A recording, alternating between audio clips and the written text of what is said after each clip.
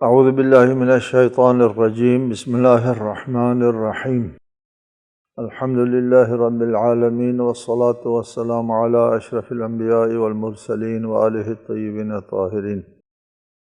اعوذ باللہ من الشیطان الرجیم اسمع بهم وابصر یوم یأتوننا لیکن الظالمون اليوم فی ضلال مبین۔ سورہ مریم آیت 38۔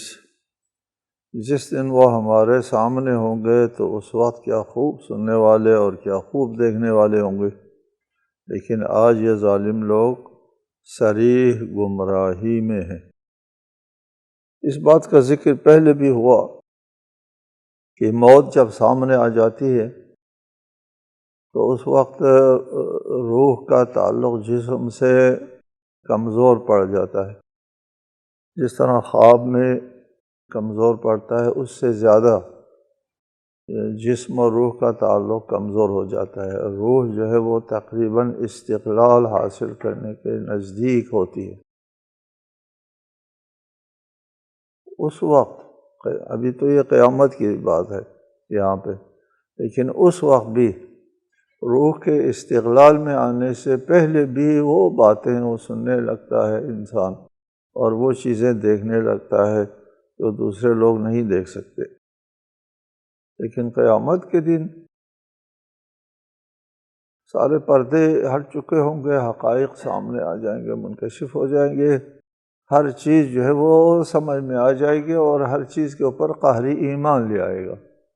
جیسا کہ دوسری جگہ فرمایا لَقَدْ كُنْتَ فِي غَفْلَةٍ مِّنْ هَذَا، یہ قیامت ہے، یہ آخرت کی ہمیشہ کی زندگی ہے۔ فَكَشَفْنَا عَنْكَ غِطَاءَكَ فَبَصَرُكَ الْيَوْمَ حَدِيدٌ، آج ہم نے تجھ سے تیرا پردہ ہٹا دیا، آج تیری نگاہ بہت تیز ہے۔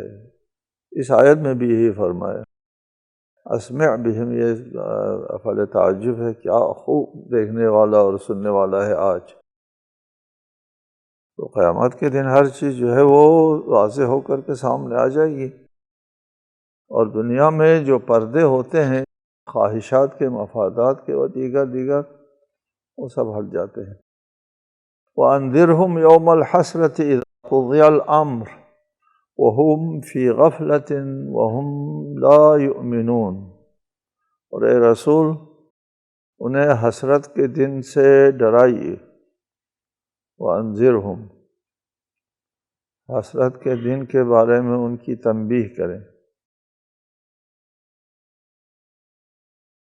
ہم لفظ انذر کا ترجمہ ڈرانے سے نہیں کرتے، تنبیہ سے کرتے ہیں۔ جب قطعی فیصلہ کر دیا جائے گا اور یہ لوگ غفلت میں پڑے ہیں اور یہ ایمان نہیں لاتے، جب قطعی فیصلہ کر دیا جائے گا اس دن کی حسرت سے لوگوں کی تنبیہ کریں۔ وہ بہت بڑے حسرت کا دن ہوگا۔ مجمع البیان میں بھی ایک روایت ہے، صحیح مسلم سے نقل کرتے ہیں کہ جب قیامت کا دن آ جائے گا اور اہل جنت اور اہل جہنم سب ایک جگہ ہوں گے، اس وقت ایک صدا دی جائے گی، اس صدا کی طرف سب لوگ جو ہے وہ نظر اٹھائیں گے، اور پھر وہ موت کو ایک خوفناک جانور کی شکل میں دیکھ لیں گے۔ پوچھا جائے گا تم نے پہچان لیا یہ کون ہے؟ کہا ہم جی پہچان لیا، یہ موت ہے، اور اسی نے ہماری زندگی لی تھی۔ جب سب پہچان لیں گے پھر اسے، اسی جانور کو ذبح کر دیا جائے گا، ختم کریں گے۔ یہ موت ہے نا، یہ موت ہے۔ یہ آج کے بعد یہ دیکھو موت جو ہے اس کو ختم کر دیا، موت نہیں ہے، مشاہدتی شکل میں لے آیا، تمثیلی شکل میں لے آیا موت کو، اور ان کو سمجھا دیا، مشاہدے میں لا کر کے سمجھا دیا، یہ دیکھو آج کے بعد موت نہیں ہے۔ یعنی نہ اہل جنت کے لیے موت ہے، نہ جہنم والوں کے لیے موت ہے۔ دونوں کے لیے موت نہیں ہے، عاقبت کی آخرت کی زندگی ابدی زندگی ہے، سب کے لیے ابدی زندگی ہے۔ میں کہا کرتا ہوں نا آپ سے کہ جب انسان نے اس عرصہ وجود کے اوپر ایک مرتبہ قدم رکھا، کہیں جانے کا والا نہیں ہے، یہی ہے۔ البتہ اس کی دنیا بدل جاتی ہے، عالم بدل جاتے ہیں، زندگی کے طور و طریقے بدل جاتے ہیں۔ یہ روایت صحیح مسلم کی ہے۔ مجموع البیان نے آگے کہا ہے کہ اس روایت کے آخر میں، یہ رسول اللہ سے روایت ہے، اور اس روایت کے آخر میں امام محمد باقر نے فرمایا کہ جب موت کو ختم کر دیا جائے گا، موت کو ذبح کر دیا جائے گا، تو اس وقت اہل جنت اس قدر خوش ہوں گے کہ اگر کسی نے خوشی سے مر جانا ہوتا تو اس دن مر جاتے، کہ موت تو ہے نہیں، اس قدر خوش ہوں گے کہ اگر کسی نے خوشی سے مر جانا ہوتا تو اس دن مر جاتے۔ اور اسی طرح اہل جہنم والوں کو اس قدر حسرت ہوگی کہ اگر غمی سے کسی نے مرنا ہوتا تو اس دن مر جاتے، یار مرنا نہیں، ہمیشہ جہنم میں رہیں گے، ہمیشہ عذاب میں رہیں گے۔ یہ ہے آخرت کی زندگی۔ آخرت کی زندگی جو ہے وہ ختم ہونے والی زندگی نہیں ہے۔ اسی جگہ میں ہمیشہ آپ لوگوں سے ایک بات کیا کرتا ہوں کہ دنیا کی زندگی نے بہرحال گزر جانا ہے، سب کے سامنے ہے۔ بقول سعدی چون میں گزرت غم نیست، گزر جاتا ہے اس لیے کوئی غم نہیں ہے، آپ کو گزارنا نہیں پڑتا، خود گزر جاتی ہے، اس کی فکر نہ کرو، ٹھیک ہے؟ لیکن آخرت کی زندگی نہیں گزرتی، اس کی فکر کرو۔ یہ اللہ تعالیٰ کے ارحم الراحمینی ہے کہ ایک گزرنے والی زندگی کے مقابلے میں نہ گزرنے والی زندگی دیتا ہے۔ بہت تفضل ہے اللہ تعالیٰ کی طرف سے، بہت بڑا تفضل ہے۔ یعنی آخرت کی زندگی جو ہے وہ کھربوں میں نہیں آتی، کھربوں سال میں نہیں آتی نا، محدود نہیں ہے۔ یہاں آپ ایک الحمدللہ ایک سبحان اللہ پڑھیں گے تو اسی ایک سبحان اللہ کے مقابل میں قیامت کی کھربوں سال کی زندگی سعادت مند ہو جاتی ہے۔ یہ کتنی مہربانی ہے اللہ تعالیٰ کی طرف سے۔ اِنَّا نَحْنُ نَرِثُ الْأَرْضَ وَمَنْ عَلَيْهَا وَإِلَيْنَا يُرْجَعُونَ، اور ہم ہی زمین کے اور جو کچھ اس پر ہے سب کے وارث ہوں گے، پھر وہ ہماری طرف لوٹائے جائیں گے۔ اِنَّا نَحْنُ نَرِثُ الْأَرْضَ وَمَنْ عَلَيْهَا، جب یہ زندگی ختم ہو جائے گی، قیامت برپا ہوگی، تو یہاں کوئی زندگی نہیں ہوگی، زمین بھی آباد نہیں ہوگی، یہ سب ختم ہو جائیں گے۔ اس کے اوپر کس کی حکمرانی ہوگی؟ صرف اللہ تعالیٰ کی حکمرانی ہوگی۔ اس وقت تو بڑے طاغوت لوگ، بڑے سرکش لوگ بھی حکمرانی کرتے ہیں، چونکہ یہ دار امتحان ہے، دار امتحان میں اللہ تعالیٰ آزاد چھوڑتے ہیں کہ ان کا اپنا ارادہ اور اپنا عزم جو ہے وہ مؤثر رہے، نہیں تو پھر وہ آزمائش نہیں ہوتی۔ تو یہاں ظالموں کے اور سرکشوں کی، خونخوار لوگوں کی، سفاک لوگوں کی بھی بات چلتی ہے۔ قیامت کے دن کسی کی بات نہیں چلے گی، وارث اللہ تعالیٰ ہے۔ اور لمن الملک اليوم، اس وقت آواز آ جائے گی قیامت کے دن، آج کس کی بادشاہت ہے؟ کوئی جواب دینے والا نہیں ہوگا۔ للہ الواحد القہار، صرف اور صرف اللہ واحد قہار کی حکومت ہوگی، وہاں پر اللہ ہی وارث ہوگا، باقی سب کو الینا یرجعون، ہماری بارگاہ میں آ کر کے حساب دینا ہوگا، ہم کو جواب دینا ہوگا۔ وہ سرکش سرکشی نہیں کر سکتا، وہ خونخوار خونخواری، وہ سفاک سفاکی نہیں کر سکتا، وہاں کسی کا اپنا ارادہ نہیں چل سکتا، یہاں چل سکتا۔ یہاں چونکہ دار امتحان، دار آزمائش، دار تکلیف ہے، اس کا اپنا ارادہ چلتا تھا۔ لیکن وہاں دار تکلیف نہیں ہے، ان کا ارادہ نہیں چلتا، صرف اللہ کا ارادہ چلتا ہے، دار جزا ہے، نتیجہ کا دن ہے۔ نتیجہ جب سنایا جائے گا پھر اس کا اپنا اختیار ختم ہو گیا، نہیں چل سکتا۔ اب آپ نہیں کہہ سکتے کہ میں ہر صورت میں پاس ہو جاؤں گا نتیجہ سنانے کے بعد، نہیں ہو سکتا نا پاس، گزر گیا، ختم ہو گیا۔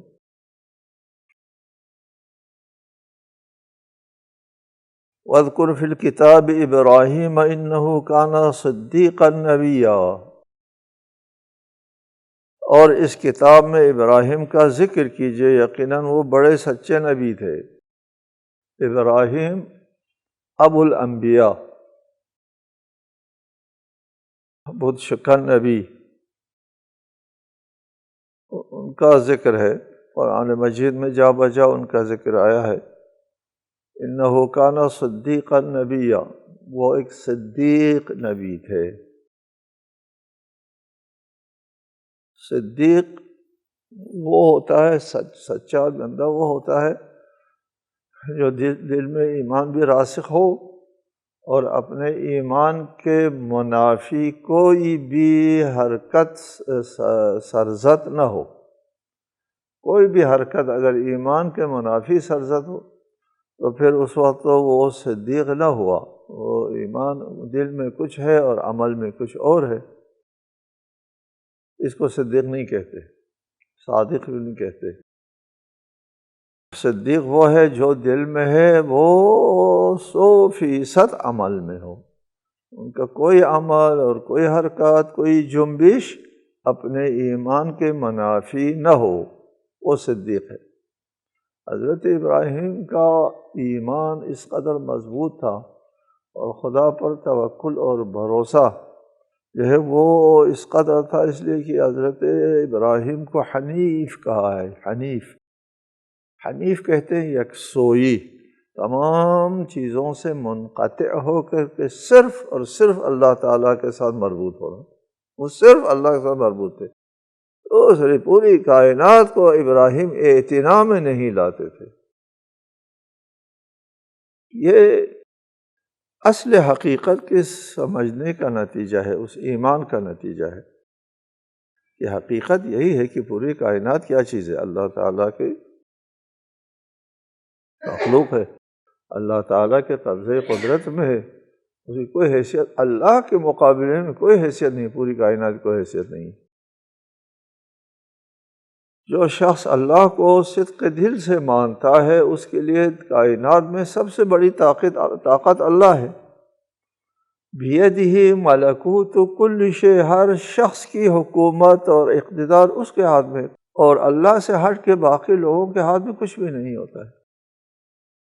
جن کا ایمان کمزور ہوتا ہے تو وہ بیدہ ملکوت کل شیء کے اوپر توکل نہیں کرتے، وہ لیس بیدہ شیء کے اوپر وہ کرتے، بھروسہ کرتے ہیں، لوگوں کی طرف توجہ رکھتے ہیں، لوگوں پر بھروسہ کرتے ہیں۔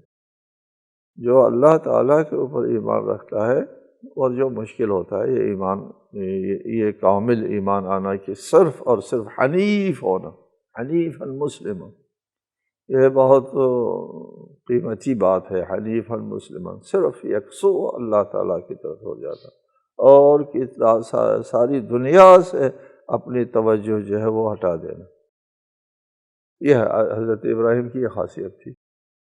حضرت ابراہیم کو منجنیق کے ساتھ آویزاں کر کے وہ آگ جو ہے وہ جہنم بنایا تھا، اس جہنم آگ میں پھینکنے کے لیے بہت لمبے منجنیق کے اوپر حضرت ابراہیم کو آویزاں کرتے ہیں اور پھر اس منجنیق کو ہم گھما کر کے آتش کے اوپر لے جاتے ہیں۔ اس وقت جبرائیل امین نازل ہوتے ہیں، الک حاجہ، یہ جبرائیل امین اللہ کا مقتدر ترین فرشتہ حضرت ابراہیم کے پاس اس خوفناک لمحوں میں یہ آتے، الک حاجہ، فرمایا اما الیک فلا، حاجت ہے تجھ سے نہیں۔ حضرت ابراہیم حضرت جبرائیل کو اعتنا میں نہیں لاتے اللہ کے مقابلے میں، تجھ سے نہیں، تیرے پاس کیا رکھا ہے؟ تو بھی ایک اللہ تعالیٰ کا محتاج ہے، اللہ کا محتاج بندہ ہے۔ اللہ جو کچھ عنایت کرے تم کو وہی تمہارے پاس ہوتا ہے۔ اللہ اگر عنایت نہ کرے تمہارے پاس کچھ نہیں ہوتا۔ تو اما الیک فلا، ٹھیک ہے، اس توکل کے ساتھ اور اس یکسوئی کے ساتھ آتش نمرود کی طرف آرام سے چلے جاتے ہیں۔ یہ ہے صدیق النبی۔ اذ قال لأبیہ یا ابت لم تعبد ما لا يسمع ولا يبصر ولا یغنی عنک شیئا۔ جب انہوں نے اپنے باپ سے کہا، حضرت ابراہیم نے اپنے باپ سے کہا، اے ابا، آپ اسے کیوں پوچھتے ہیں جو نہ سننے کی اہلیت رکھتا ہے نہ دیکھنے کی، اور نہ ہی آپ کو کسی چیز سے بے نیاز کرتا ہے۔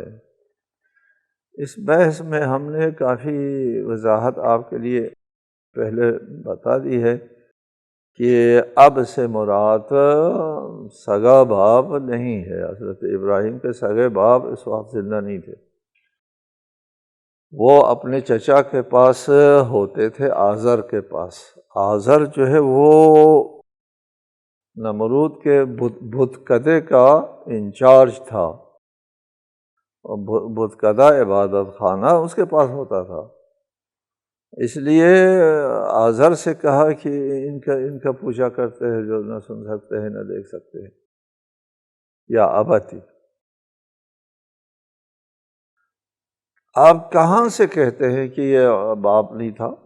بحث کی ہے مفصل، پھر بھی یہاں یا ابتی کہاں سے کہتے ہیں کہ چاچا ہے یہ باپ نہیں ہے؟ جی، ہم یہاں سے کہتے ہیں لفظ اب۔ لفظ اب چچا کو بھی کہتے ہیں، باپ کو بھی کہتے ہیں، اور عربی محاورے میں یہ بہت استعمال ہے، زیادہ استعمال ہے۔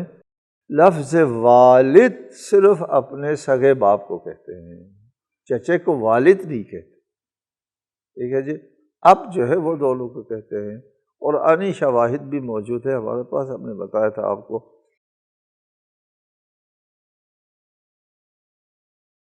حضرت ابراہیم نے اپنے آخری عمر میں جب اولاد ہو گئی، اور بات جو ہے وہ کیا تھا کہ اے اللہ میرے والدین کی مغفرت کرے، جی، والدین کے لیے اللہ تعالیٰ کا حکم ہے کہ مشرک کے لیے طلب مغفرت نہیں کرنا ہوتا، خصوصاً مشرک جو ہے وہ دنیا سے جا چکے ہوں، حالت شرک میں اگر وہ دنیا سے جا چکے ہوں تو مشرک کے لیے دعا کی، اس کے لیے نجات کی کوئی صورت نہیں ہوا کرتی۔ مشرک جب شرک کی حالت میں مر جاتا ہے اس کے لیے نجات اور بخشش یا شفاعت کی کوئی گنجائش نہیں ہے، یہ طے ہے، طے ہے،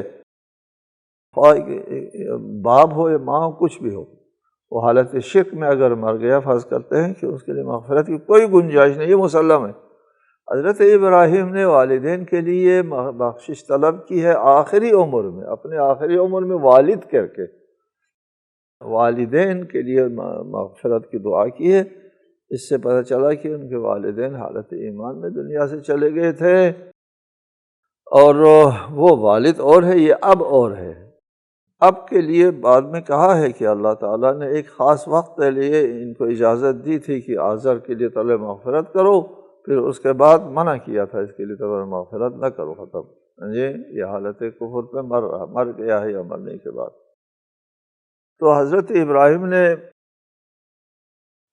اپنے آزر کو، جو بیت الاصنام کا انچارج تھا، بت کدے کا انچارج تھا، اس کی طرف سے، جو بہت بڑا عہدہ ہوتا تھا اس زمانے میں، بہت شاہ کے بادشاہ کے بعد دوسرے درجے کا عہدہ جو ہے وہ بت کدے کا انچارج ہونا بہت بڑا عہدہ تھا۔ اسے کہا کہ اس کو پوچھتے ہو جو نہ سن سکتے نہ دیکھ سکتے ہیں، نہ شعور ہے، اصلاً حیات ہے، زندگی تک نہیں ہے، یار تو زندہ ہو۔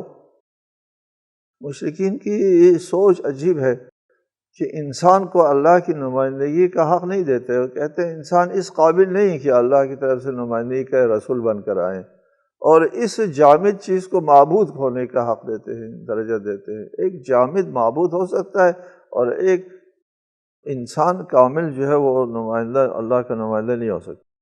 یا ابت انی قد جاءنی من العلم ما لم یأتک فاتبعنی اہدک صراطا سویا۔ اے ابا، تحقیق میرے پاس وہ علم آیا ہے جو آپ کے پاس نہیں آیا، بس آپ میری بات مانیں، میں آپ کو سیدھی راہ دکھاؤں گا۔ یہاں حضرت ابراہیم اپنے علم کا حوالہ دیتے ہیں، قد جاءنی من العلم ما لم یأتک، میرے پاس وہ علم ہے جو آپ کے پاس نہیں ہے، بس فاتبعنی، فاء تفریع، نتیجتاً علم والے کا اتباع ہونا چاہیے، اور علم جو ہے وہ پیروی کا کیا کہتے ہیں، راہ راست دکھا سکتا ہے۔ جاءنی من العلم، علم ہوتا ہے جی، رہنما جو ہے وہ ہوتا ہے جس کے پاس علم ہو، اور لوگوں کے رہنما ہوتا ہے جن کے پاس علم نہیں ہے۔ جاءنی من العلم ما لم یأتک فاتبعنی اہدک صراطا سویا۔ ایک کلیہ صاحب ہمارے سامنے آ گیا کہ پیشوا وہ ہوتا ہے جس کے پاس علم ہے، اور پیروکار وہ ہوتے ہیں جو اس پیشوا سے کم تر علم رکھتے ہیں۔ لہٰذا یہ اس کلیہ کے تحت ہماری امت میں بھی رسول کے بعد جس کے پاس سب سے زیادہ علم ہے وہی پیشوا ہونا جو ہے وہ اصولی بات ہے، اور باقی اس سے کم علم والوں کو اس علم والے کی پیروی کرنا چاہیے، کیونکہ علم والا صحیح راستہ دکھا سکتا ہے، اور اگر علم نہیں ہے، جاہل جو ہے یا کوتاہی کرتا ہے یا زیادتی کرتا ہے، وہ صحیح رہنمائی نہیں کر سکے گا کسی مرحلے میں، زندگی کے کسی گوشے میں اس کے پاس اگر علم نہیں ہوگا تو وہ صحیح رہنمائی نہیں کر سکتے زندگی کے کسی گوشے میں، کیونکہ اسلام نے کسی ایک گوشے کو نہیں چھوڑا، تمام گوشہائے زندگی کے لیے ایک رہنما اصول بتایا ہے، تو اس کا علم اگر اس کے پاس نہیں ہے تو وہ رہنمائی نہیں کر سکتا۔ لہٰذا رہنما کے لیے علم ضروری ہے۔ یا ابت لا تعبد الشیطان ان الشیطان کان للرحمن عصیا، یا ابت انی اخاف ان یمسک عذاب من الرحمن فتکون للشیطان ولیا۔ اے ابا، شیطان کی پوجا نہ کریں، کیونکہ شیطان تو خدائے رحمان کا نافرمان ہے۔ اے ابا، مجھے خوف ہے کہ خدائے رحمان کا عذاب آپ کو گرفت میں لے لے، ایسا ہوا تو آپ شیطان کے دوست بن جائیں گے۔ شیطان کی عبادت سے مراد اس کی اطاعت ہے۔ الم اعہد الیکم یا بنی آدم ان لا تعبدوا الشیطان، کیا ہم نے عہد نہیں کیا تھا اے بنی آدم، اے اولاد آدم، کہ شیطان کی عبادت نہ کرو۔ شیطان کی عبادت کرے، شیطان کے لیے سجدہ کوئی نہیں کرتا، اگرچہ کچھ لوگ شیطان پرست بھی کہتے ہیں دنیا میں، شیطان پرست بھی دنیا میں ہے کہ اس کی عبادت کرتے ہیں ٹھیک ٹھاک، لیکن یہ جو اطاعت کرنے والے ہیں ان سے کہا ہے، شیطان کا جو کہنا مانتے ہیں ان سے کہا ہے کہ شیطان کی عبادت نہ کرو۔ کہنا ماننا، کسی کی اطاعت کرنا، اس کی عبادت کرنا ہے، اس کی بندگی ہے، اور اس کے ماتحت ہو گئے وہ، کہ اس کے کہنے انی اخاف ان یمسک عذاب من الرحمن، مجھے خوف ہے آپ کے بارے میں۔ اس کو خود خوف نہیں آتا چونکہ اس کے پاس علم نہیں ہے، ادھر علم ہے اس لیے وہ نہ صرف اپنے بارے میں خوف آتا ہے، باقی ساری دنیا کے بارے میں خوف آتا ہے جو راہ راست پر نہیں ہے۔ انی اخاف ان یمسک عذاب من الرحمن، اللہ کی طرف سے عذاب کا خوف آتا ہے کہ آپ کے اوپر عذاب نہ آ جائیں۔ نہ کرو شیطان کی پرستش، نہ کرو شیطان کی عبادت نہ کرو۔ قال، آزر جواب دیتا ہے ابراہیم کو، اراغب انت عن آلہتی یا ابراہیم لئن لم تنتہی لارجمنک واہجرنی ملیا۔ اس نے کہا اے ابراہیم کیا تو میرے معبودوں سے برگشتہ ہو گیا ہے؟ اگر تو باز نہ آیا تو میں تجھے ضرور سنسار کروں گا اور تو ایک مدت کے لیے مجھ سے دور ہو جا۔ قال اراغب انت عن آلہتی، یہاں لفظ راغب ہے، رغبہ اصل معنی میں کسی چیز کے میں وسعت کے ہے۔ رغبہ فی اور الہ کے ساتھ متعدی ہوتا ہے تو اس کو رغبت اور پسند کے معنوں میں استعمال ہوتا ہے، رغبہ فیہ رغبہ الیہ راغب الیہ۔ اور اگر عن کے ساتھ متعدی ہوتے ہیں تو بے رغبتی، رغبہ عنہ اس سے ہٹ گیا، اس کی طرف توجہ نہیں کی۔ یہاں ان ہے، راغبن کے بعد ان ہے۔ راغب انت عن آلہتی، اے ابراہیم کیا تو میرے معبودوں سے برگشتہ ہو گیا ہے؟ عن آلہتی میرے معبودوں سے۔ اس زمانے میں ایک دو معبود نہیں ہوتے تھے، 100 200 بھی معبود نہیں ہوتے تھے، بے شمار معبود ہوتے تھے۔ یہ جو کرتے ہیں قدیم ترین آثار کی کھوج لگاتے ہیں لوگ، آثار قدیمہ کی کھوج لگانے والوں نے 5000 بتوں کی تعداد تک گنتی کی ہے۔ 5000 آلہہ ہوتے تھے، الہ نہیں ہوتے تھے۔ عن آلہتی، میرے یہ معبودوں سے تو مجھے برگشتہ کرنا چاہتا ہے۔ وہ زیادہ اس لیے بناتے تھے کہ ہر شعبے کے لیے ان کا ایک معبود ہوتا تھا، ایک الہ ہوتا تھا۔ حضرت ابراہیم ان کو منطق کی بات فرماتے ہیں کہ یہ نہ سن سکتا ہے نہ دیکھ سکتا ہے، ایک جامد ہے، اس میں حیات تک نہیں ہے، اس سے خود تو درجہ بدرجہ بہتر ہے، اس کو پوجا کرتے ہو۔ منطق کی بات کرتے ہیں حضرت ابراہیم، اور وہ بت پرست جو ہے وہ کیا کرتا ہے؟ قوت کی بات، طاقت کی بات کرتا ہے، اگر تو باز نہ آیا تو میں تجھے سنسار کروں گا۔ یہ وہ طاقت میں تھا، وہ بادشاہ کے بعد دوسرا بہت بڑا عہدہ تھا اس کے پاس، اس لیے انہوں نے کہا واہجرنی ملیا، مجھ سے دور ہو جاؤ۔ چنانچہ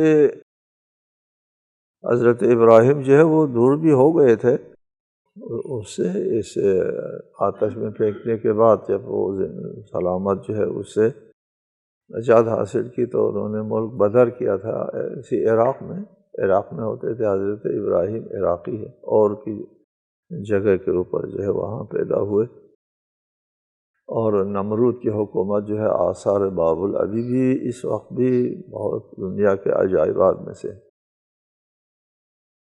وہاں سے حضرت ابراہیم کو عراق سے نکال دیا۔ حضرت ابراہیم نے عراق سے ہجرت کر کے فلسطین کی طرف جو ہے وہ چلے جاتے ہیں، اور وہاں جا کر کے آباد ہو جاتے ہیں حضرت ابراہیم۔ ایک روایت لوگوں سے سنا ہے، میں نے کتاب میں نہیں دیکھی، تلاش کی، کہ رسول اللہ نے کہا کہ بارک اللہ فی حجازنا، بارک اللہ فی یمننا، بارک اللہ فی شامنا۔ کسی عراقی نے کہا یا رسول اللہ بارک اللہ فی عراقی نہیں کہیں گے؟ تو آپ نے فرمایا میں نہیں کہوں گا، اس لیے تم نے میرے باپ کو نکالا ہے وہاں سے، جی حضرت ابراہیم کو وہاں سے نکالا ہے۔ یہ کسی کی زبان سے میں نے سنا، کتاب میں نے تلاش کی نہیں، یہ روایت ملی مجھے کہیں۔ بہرحال عراقیوں نے نکال دیا حضرت ابراہیم کو عراق سے۔ قال سلام علیک، جواب میں حضرت ابراہیم اپنے چچا سے کہہ رہے ہیں سلام ہو تجھ پر، ساستغفر لک ربی، میں آپ کے بارے میں ساستغفر، طلب مغفرت کروں گا اپنے رب سے۔ انہ کان بی حفیہ، وہ مجھ پر نہایت مہرباں ہے، میرا رب بہت مہرباں ہے، میں استغفار کروں گا تو پھر آپ بخشے جائیں گے، ساستغفر لک۔ اس کی ایک تشریح ہے، انشاءاللہ آئندہ درس میں ہم اس کے اوپر بات کریں گے۔ والسلام علیکم ورحمۃ اللہ وبرکاتہ۔